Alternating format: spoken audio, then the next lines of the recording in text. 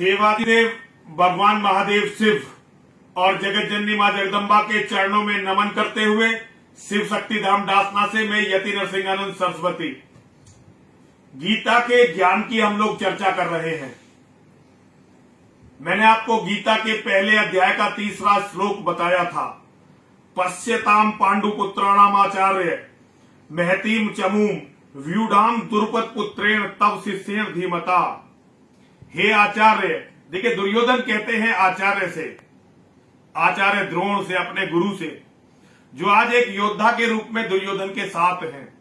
दुर्योधन कहते हैं हे आचार्य, आपके बुद्धिमान शिष्य द्रुपद पुत्र धृष्टद्युम्न द्वारा व्यूह बनाकर करी गई ये पांडवों की जो सेना है, इसको आप जरा देखिए।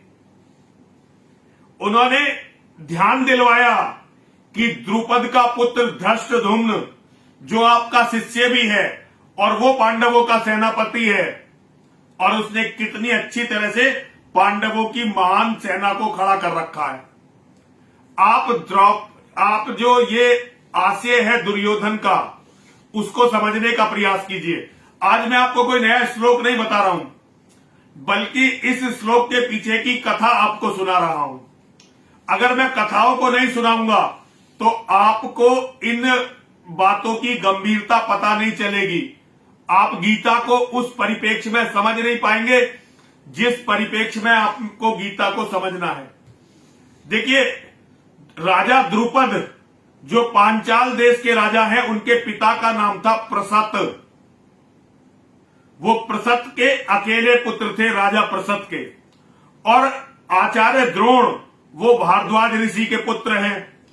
तो राजा द्रुपद ने भी और आचार्य द्रोण ने भी भारद्वाज ऋषि के आश्रम में ही सारी शिक्षा दीक्षा पाई थी।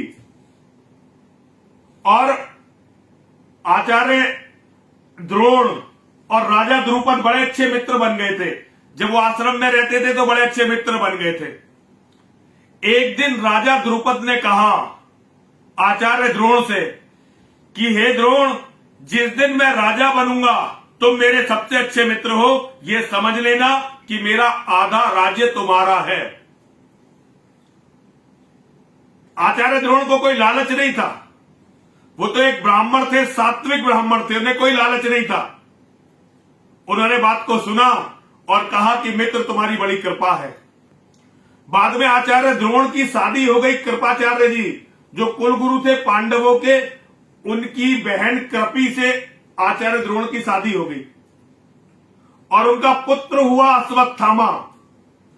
देवयोग से ऐसा हुआ कि उनके पास कोई गाय नहीं थी, कोई जीवन यापन करने का साधन नहीं था, कोई गाय नहीं थी। वो जंगल में आश्रम में रहते थे। तो अश्वत्थामा को जब भूख लगती थी तो अश्वत्थामा की माताजी आटे को पानी में घोल के उसे पिला देती थी ताकि बच्चा शांत हो जाए और दूध ना मांगे। आचार्य द्रोण ने जब ये देखा तो उन्हें बड़ा दुख हुआ। उन्हें अपने मित्र की याद आई, राजा द्रुपद की।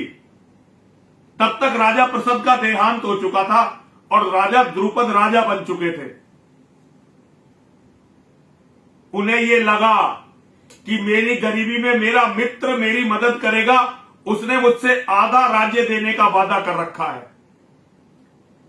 और वो अपने मित्र के पास चल दिए।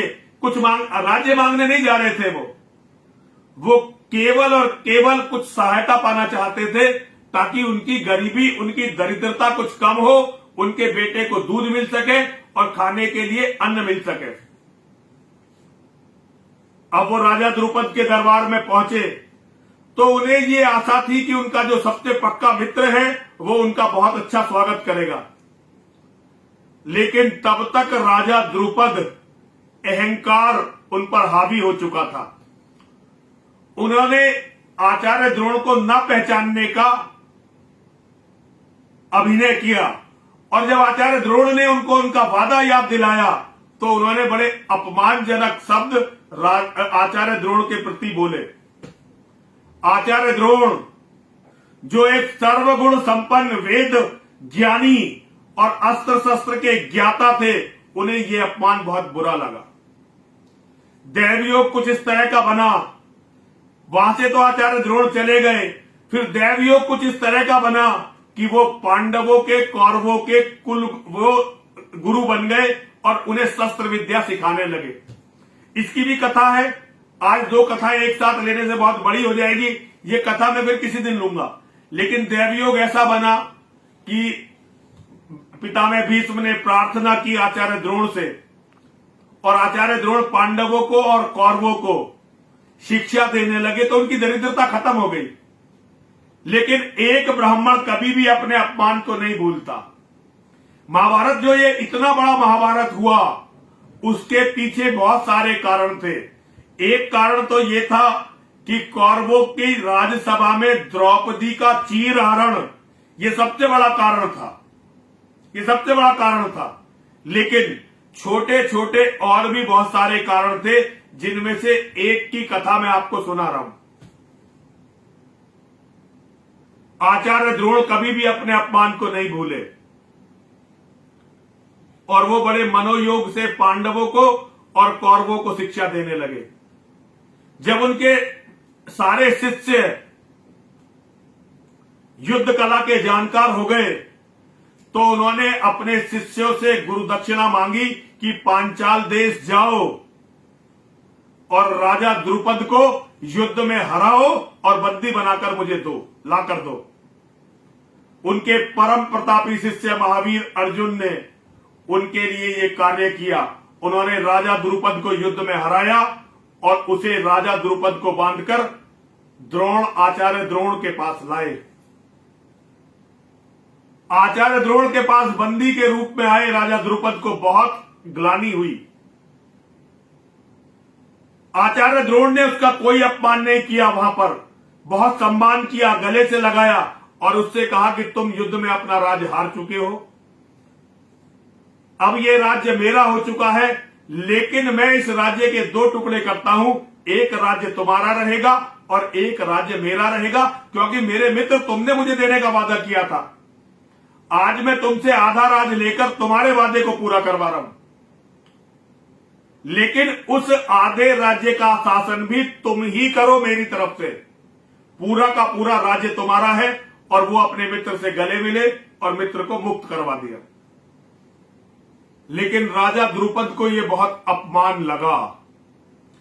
वहां से तो वो किसी तरह से अपने आप को संभाल कर एक नकली मुस्कान द्रोण को दिखाकर चले गए। लेकिन जब वो अपने राज्य में वापस आए तो उन्होंने याज और उपयाज दो ऋषि मुनियों से एक यज्ञ करवाया, और उस यज्ञ का लक्ष्य था ऐसा पुत्र प्राप्त करना जो आचार्य द्रोण की हत्या कर सके, उनकी हत्या के लायक बन सके।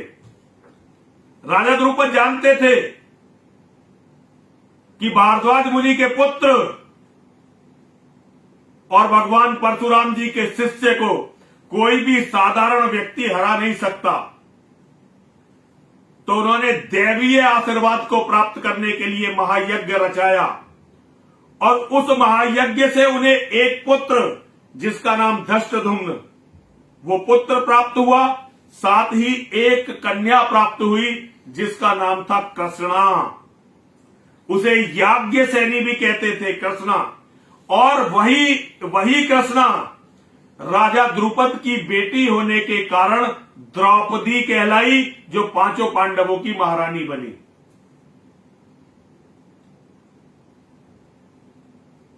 अब जब धृष्टद्युम्न जो यज्ञ से पैदा हुआ है आचार्य द्रोण के वध के लिए, अब जब उसकी शिक्षा दीक्षा की बात आई तो आचार्य द्रोण ने उसे अपने शिष्य के रूप में स्वीकार किया। महानता देखिए, ब्राह्मण की महानता।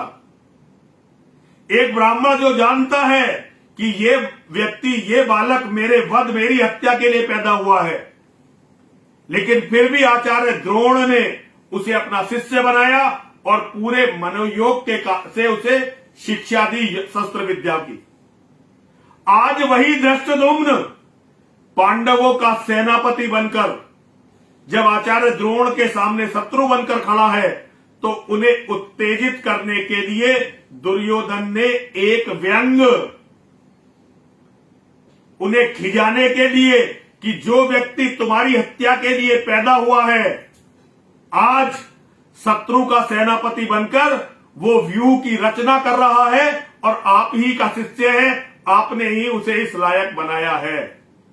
वो ये चाहता है दुर्योधन कि आचार्य द्रोण क्रोध में आए और पूरे क्रोध से युद्ध करें, ताकि जल्दी से जल्दी वो पांडवों का वध, पांडवों की हत्या, उनका संहार कर सके। ये दुर्योधन यहां पर राजनीति कर रहा है। अपने शत्रु को, जो और कोई नहीं है, उसके अपने चाचा के बेटे हैं, उनको मारने के लिए आज वो आचार्य द्रोण के मस्तिष्क से खेल रहा है, उनके मनोभावों से खेल रहा है और आचार्य द्रोण को उत्तेजित करना चाहता है। लेकिन आचार्य द्रोण भी जानते हैं कि सत्य क्या है। आचार्य द्रोण समझ जाते हैं कि सत्य क्या है। आचार्य द्रोण पांडवों को मारना नहीं चाहते, ना ही उनकी पराजय चाहते हैं। वो उस अन्न का बदला चुका रहे हैं जो अन्न उन्होंने कौरवों का खाया है, कुरु राजवंश का खाया है। लेकिन वो पांडवों की पराजय नहीं चाहते। ये कथा देखने में छोटी सी है, लेकिन इस कथा का संदेश बहुत बड़ा है। आपको कभी भी, जो सनातन के मानने वाले हैं, अपने मित्रों का अपमान नहीं करना है, अपने साथियों का अपमान नहीं करना है। जब हम अपने अहंकार में, अपने स्वार्थ में, अपने मद में, अपने मोह में अपने मित्रों का आर्थिक स्थिति देखकर सम्मान या अपमान करते हैं, तो फिर वो महाभारत की तरफ चली जाती हैं परिस्थितियां और महाविनाश आ जाता है। ये महाभारत की छोटी छोटी कथाएं, ये महाभारत की छोटी छोटी सच्चाई आपको जीवित रहने के तरीके बताएंगी। यदि आप इनसे कोई शिक्षा ले सकते हैं तो आपका कल्याण होगा, वरना तो ये एक कथा की तरह रह जाएगी।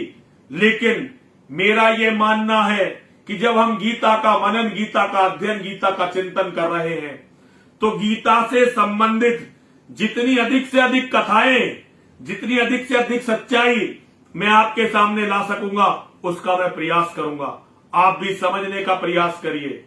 कल हम गीता के पहले अध्याय का 4था और 5वां 2 श्लोक लेंगे और उन पर चर्चा करेंगे। कल तक के लिए आपको बहुत बहुत साधुवाद, बहुत बहुत आशीर्वाद। आप सबने मुझे गीता को समझने का, गीता को समझाने का, गीता पर चिंतन करने का मौका दिया। आप सभी को बहुत बहुत आशीर्वाद। हर हर महादेव, हर हर महादेव, हर हर महादेव।